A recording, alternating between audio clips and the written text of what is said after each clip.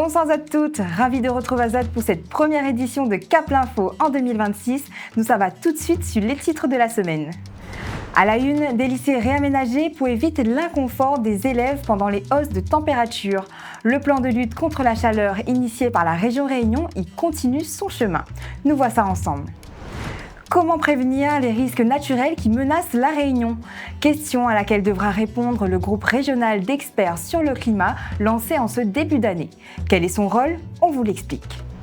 Le Conservatoire à rayonnement régional, en étroite collaboration avec l'Opéra de Paris, une session de sélection exceptionnelle est en cours à La Réunion.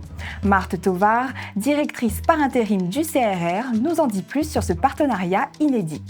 Enfin, immersion dans les studios Blue Ramen, où ça, le jeu vidéo, les pensées autrement. Notre dernière création, Mafat, un jeu 100% local, l'est déjà primé à l'international. Nous découvrons tout ça dans le Mac de la semaine.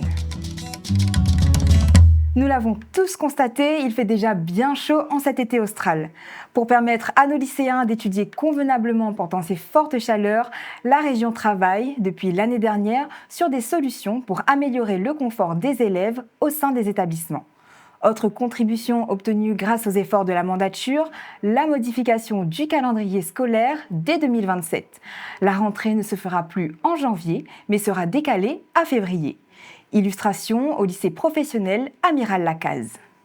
Clim, brasseurs d'air, les indispensables pendant l'été austral et encore plus au sein des établissements scolaires. Au lycée professionnel Amiral Lacaze, pour assurer les cours, il a fallu équiper ateliers et salles de classe. Mais là, on a quand même des brasseurs d'air qui sont très performants. Donc, ce qui permet d'avoir une ventilation efficace. Et on laisse, vous voyez, il y a toujours l'air qui circule.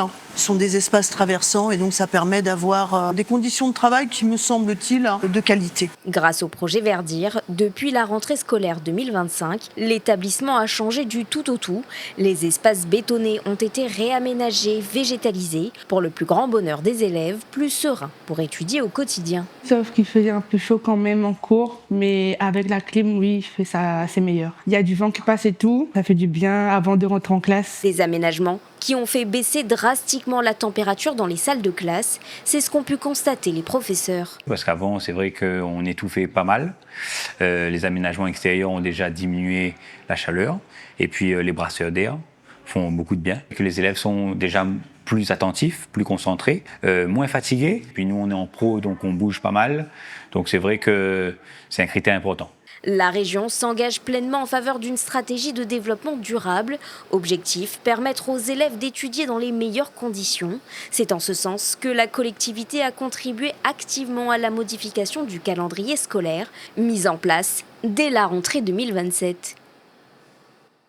Ces nombreuses améliorations sont possibles grâce aux 5 millions d'euros alloués sur 2 ans par la collectivité régionale pour lutter contre le réchauffement climatique sur notre île.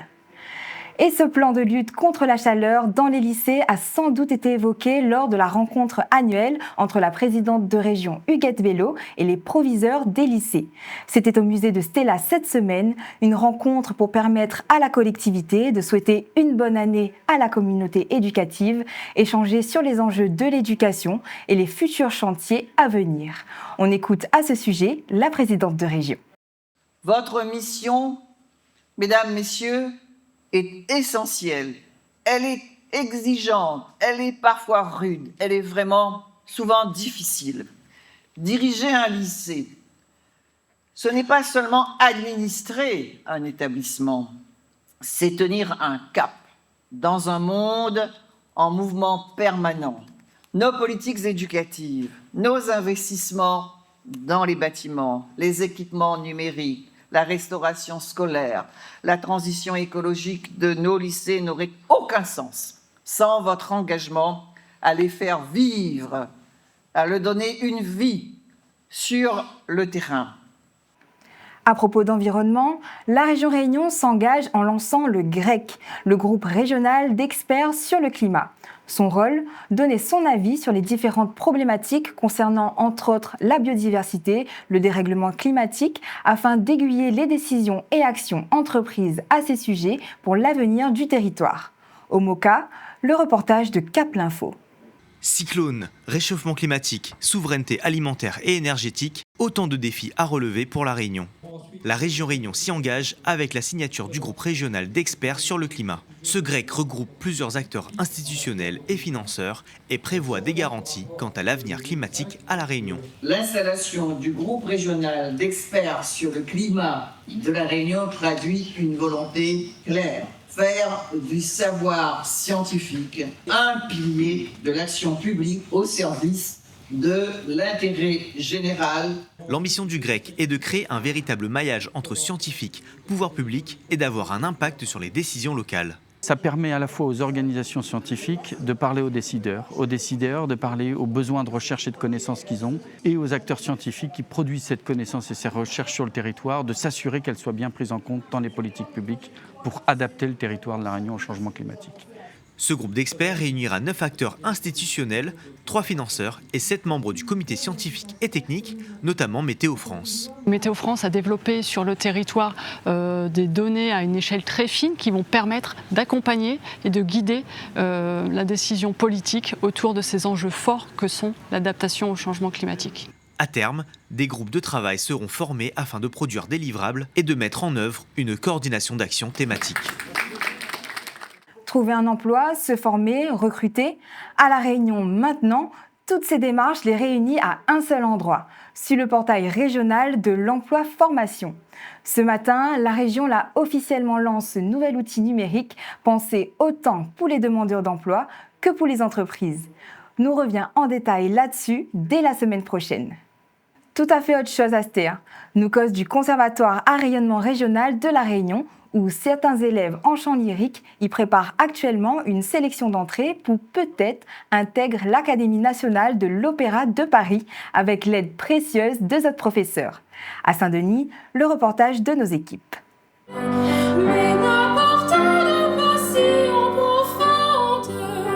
Dans une salle du Conservatoire à rayonnement régional de Saint-Denis, les voix s'élèvent, se cherchent, se concentrent.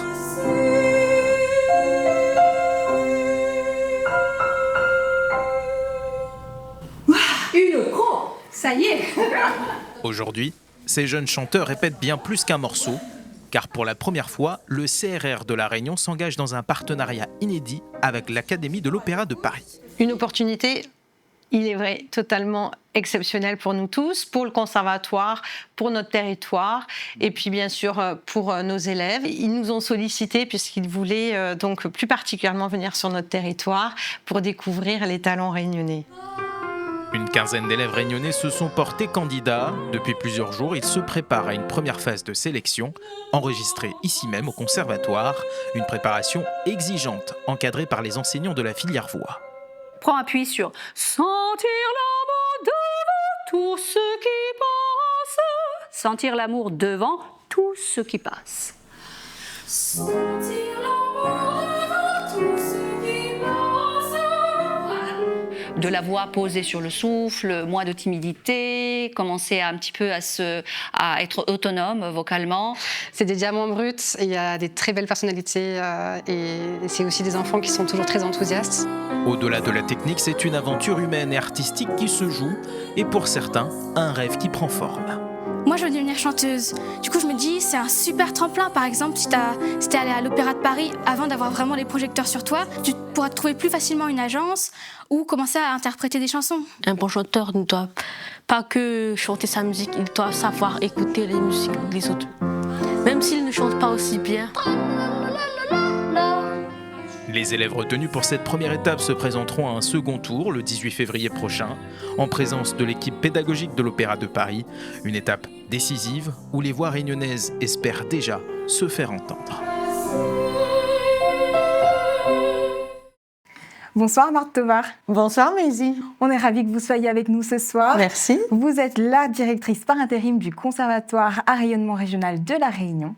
On l'a vu dans le reportage, cette échéance du 18 février approche à grands pas. Dans quel état d'esprit êtes-vous avant la seconde phase de sélection ? Je suis tout à fait sereine. mais il est vrai très enthousiaste. J'ai hâte de voir cette deuxième sélection venir là très prochainement. Je pense que tous les enfants sont très impatients aussi de pouvoir se présenter à ce deuxième tour. Comment ce projet est-il né ?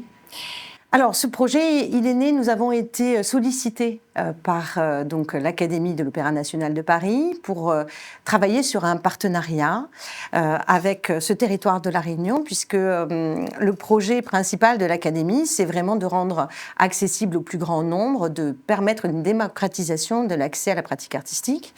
Et donc, de par notre éloignement, l'idée était de pouvoir connecter aussi le territoire réunionnais à de très grandes institutions culturelles comme l'Opéra national de Paris.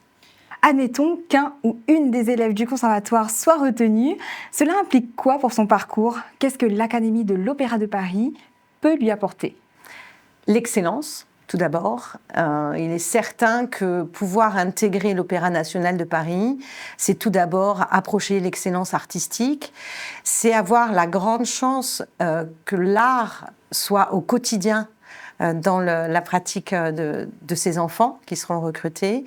Et c'est vrai qu'on peut imaginer pour eux un changement tout à fait radical dans leur quotidien. Récemment, un autre prix a été remporté par une élève du conservatoire.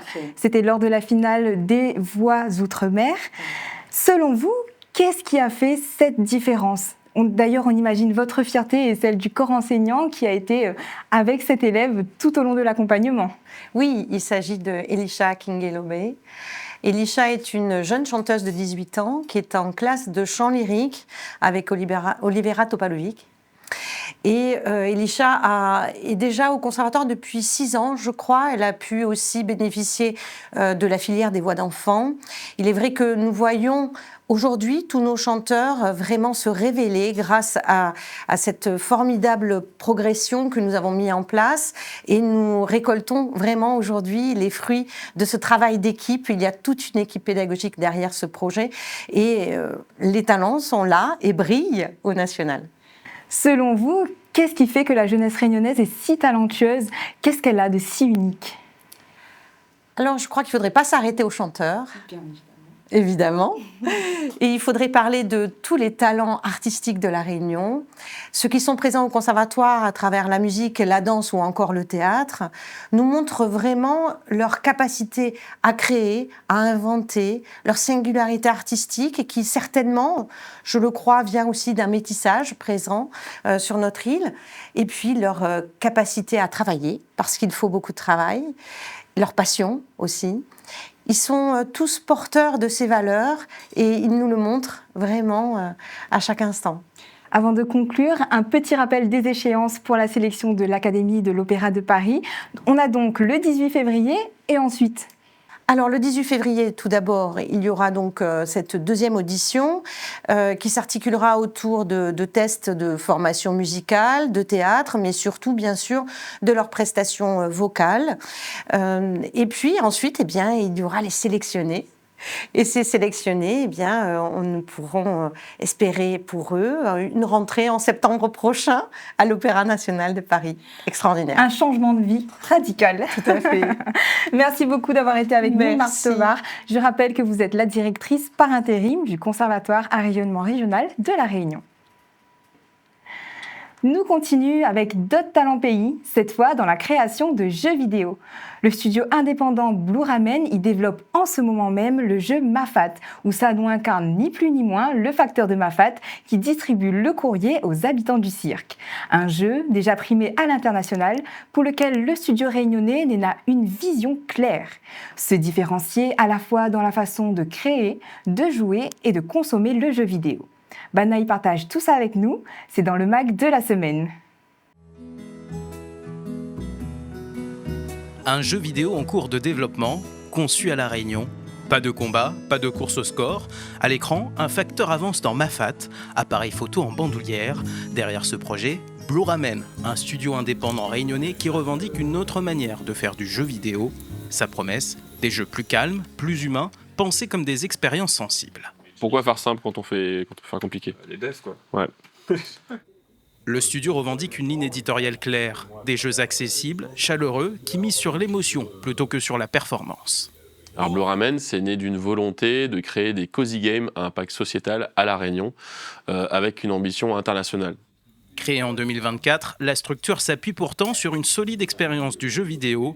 Aujourd'hui, Blue Ramen vise le PC et les consoles avec une ambition assumée, proposer des jeux d'auteur ancrés localement mais pensés pour un public mondial.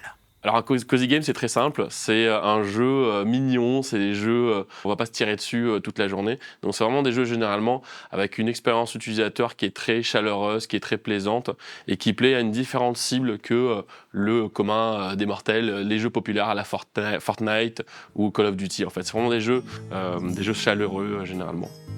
Exemple donc avec le jeu Mafat, un cozy game inspiré du cirque, de ses paysages, de sa biodiversité et d'un personnage central, le facteur. Alors, effectivement, le facteur de Mafat, c'est ancré localement, mais c'est aussi ancré de manière universelle. C'était vraiment le plus important, c'est comment nous, les créoles réunionnais, on peut créer une histoire qui puisse résonner dans le cœur de n'importe quel joueur. Effectivement, nous, le facteur de Mafat, ça nous parle, mais le facteur, qui est le symbole du lien entre les hommes, dans les petites contrées de France ou même d'Europe ou même de n'importe quel endroit, il y a ce lien avec ce facteur qui arrive dans un endroit qui est totalement paumé. Et donc, du coup, les joueurs sont sensibles à ça. Dans le jeu, le joueur livre du courrier, échange avec les habitants et découvre le territoire à son rythme. Un univers façonné aussi par le travail artistique de l'équipe. Moi, ce qui me fait kiffer, c'est toute la partie artistique et créative. Ça me permet vraiment de challenger mes compétences et d'apprendre énormément d'ailleurs aussi sur ce projet. Et ici, là, je peux faire vraiment toute la production de A à Z, vraiment des recherches visuelles, concepts, jusqu'à l'intégration. Les décors et les personnages s'inspirent directement de La Réunion, avec une attention particulière portée aux espèces endémiques. On a décidé de prendre en priorité des espèces endémiques de La Réunion, parce que c'est quand même un jeu sur La Réunion, mais on prend quand même une certaine marge de liberté pour avoir des espèces un peu plus originales qu'on a envie d'intégrer de façon générale, comme des pandas ou d'autres personnages qu'on verra plus tard dans le jeu. L'ancrage local passe aussi par l'expérience du jeu elle-même, pensée pour immerger le joueur sans le sortir de l'univers. Donc l'esthétique que j'ai voulu faire, c'est une interface à peu près diégétique. Diégétique, ça veut dire que l'interface est dans l'univers du jeu. Donc par exemple, l'exemple connu, c'est Dead Space. Il y a la vie du personnage qui est dans son dos sur son armure. Et nous, dans Mafat, l'interface, c'est des morceaux de papier, des lettres, où il y a, avec une police d'écriture assez cursive, quoi, pour donner l'impression que c'est les personnages qui ont écrit tout ça. Une façon de raconter Mafat autrement, en mêlant création artistique, narration et transmission du territoire. Mais au-delà de l'esthétique, Blue Ramen revendique une démarche, celle du jeu vidéo éthique, une réflexion globale qui concerne autant le message que la manière de le produire. Donc qu'est-ce que le jeu véhicule comme valeur, mais aussi qu'est-ce que la société qui crée le jeu véhicule comme valeur. Donc en fait, le message éthique et responsable, il est dans tous les camps en fait. À partir du début de la pipeline, quand on conçoit un jeu, jusqu'à le joueur qui joue au jeu, c'est quoi les valeurs. Donc un jeu éthique, c'est juste se poser des questions éthiques depuis le début jusqu'à la fin. Est-ce que ce qu'on fait est correct ? Cette éthique se traduit aussi dans le rythme du jeu. Pas de course à la récompense, pas d'injonction à rester connecté des centaines d'heures. Est-ce que j'ai vraiment envie qu'il passe 300 heures, 600 heures de son temps de vie sur mon jeu ? Donc le choix de faire des jeux courts, mais avec une forte dimension émotionnelle et narrative, c'est aussi respecter le joueur en disant j'ai pas envie de le sursolliciter. Une philosophie partagée par l'équipe artistique. Moi, j'aime bien faire tout ce que je fais le plus à la main possible. Des concepts, des modèles, de l'animation, etc. J'aime bien tout faire ça à la main. Parce que simplement ça a plus de charme. Outre une question éthique, c'est quelque chose que je préfère faire en tant que créateur. Mafat est actuellement en développement dans les studios de Blue Ramen. Présenté à l'international avant même sa sortie, le jeu a remporté en août l'European Game Night en Allemagne, faisant de Blue Ramen le premier studio ultramarin à représenter la France sur cet événement. Nous, on a envie de dire, on a envie de continuer de faire du jeu vidéo à La Réunion, on a envie de créer de l'emploi. Et ça, on se souhaite justement le plus de réussite sur nos projets et aussi d'avoir aussi des partenaires qui comprennent aussi les enjeux du jeu vidéo à La Réunion. À travers ce projet, Blue Ramen défend une filière culturelle émergente où le jeu vidéo devient aussi un outil de création, de transmission et de développement local. Une belle manière de mettre La Réunion à l'honneur de façon éducative, ludique et éthique. Avant de quitter à nous, m'y propose Azote une idée de sortie. Le jeudi 12 février à 10h, au musée Stella Mactina, naît la pièce de théâtre Quel progrès ? Un seul en scène de la compagnie Tamam à ne pas manquer, plein de dérision sur l'évolution du monde. Les autres programmations prévues dans les musées régionaux, les à retrouver sur le site muséeréunion.fr. En 2026, Mazine Réunion y continuait tous les lundis à 13h10 sur Antenne Réunion. Nous compte Suzot pour être fidèles à ce rendez-vous donné par Aurélie Béton. Pour cette semaine, Cap l'Info y arrête là même. Merci d'avoir suivi. Nous revient vendredi prochain pour un nouveau récap de l'actualité régionale. Gaillard soirée Azote.